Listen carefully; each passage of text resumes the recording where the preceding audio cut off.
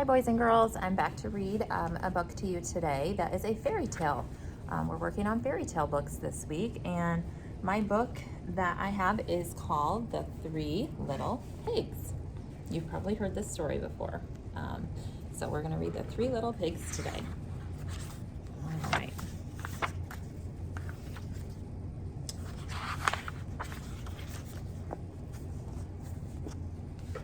Once upon a time, there was an old sow, and a sow is a pig. There was an old sow with three little pigs. She had no money to keep them, so she sent them off to seek their fortune. The first little pig met a man with a bundle of straw and said to him, "Please, man, give me that straw to build me a house." So the man did. And the little pig built his house with it. Along came a wolf.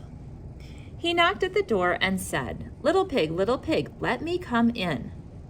"No, no," said the little pig, "not by the hair of my chinny chin chin." "Then I'll huff and I'll puff and I'll blow your house in," said the wolf. And so the wolf huffed and he puffed and he blew the house in.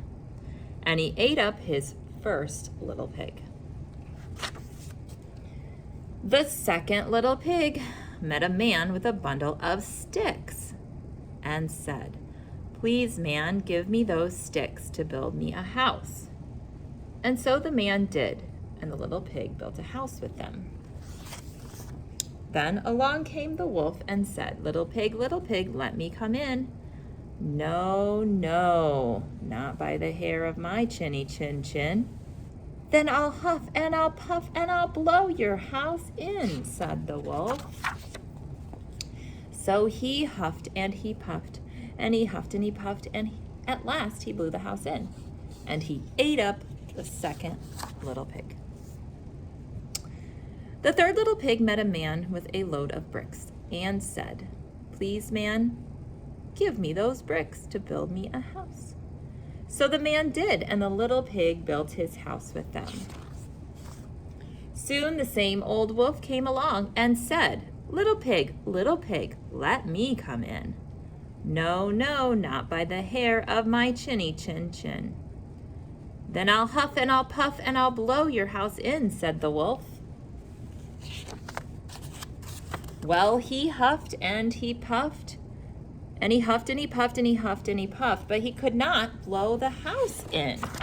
Remember, it's made of bricks. At last the wolf stopped huffing and puffing and said, little pig, I know where there is a nice field of turnips." "Where?" said the little pig. "On Mr. Smith's farm," said the wolf. "I will come for you tomorrow morning. We will go together and get some turnips for dinner." "Very well," said the little pig. "What time will you come?" "Oh, at 6 o'clock," said the wolf. Well, the little pig got up at 5. He went to Mr. Smith's farm and he got turnips before the wolf came to his house. "Little pig, are you ready?" asked the wolf. The little pig said, "Ready. I have been and come back again, and I got a nice pot full of turnips for my dinner." Oh, my light's turned off again. There we go. The wolf was very angry, but then he thought of another way to get the little pig. So he said, "Little pig, I know where there's a nice apple tree." "Where?" said the pig. "Down at Merry Garden," replied the wolf. "I will come for you at 5 o'clock tomorrow morning, and we will go get some apples." Well, the little pig got up in the morning at 4 o'clock and went for the apples. He wanted to get back home before the wolf came, but it was a long way to Merry Garden, and then he had to climb the tree. Just as he was climbing back down with his basket of apples, he saw the wolf coming. "Little pig," said the wolf, "you got here before me. Are the apples nice?" "Yes, very," said the little pig. I will throw one down to you." and he threw the apple as far as he could throw. While the wolf ran to pick it up, the little pig jumped down and ran home.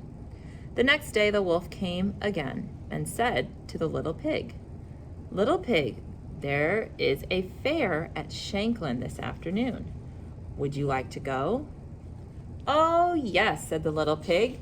"When would you come to get me?" "At 3," said the wolf. Well, the little pig went off at 2 o'clock and bought a butter churn at the fair. He was going home with it when he saw the wolf coming, and the little pig jumped into the butter churn to hide. The churn fell over and rolled down the hill with the little pig in it. This frightened the wolf so much that he turned around and he ran home. Later, the wolf went to the little pig's house and he told him what had happened. "A great round thing came rolling down the hill right at me," the wolf said.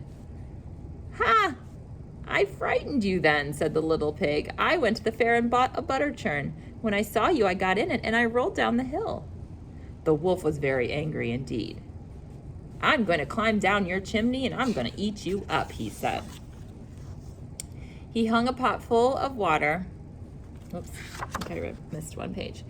When the little pig heard the wolf on the roof, he hung a pot of water in the fireplace, and then he built a blazing fire. Just as the wolf was coming down the chimney, the little pig took the cover off the pot, and in fell the wolf. The little pig quickly put on the cover again, boiled up the wolf, and ate him for supper. And the little pig lived happily ever after.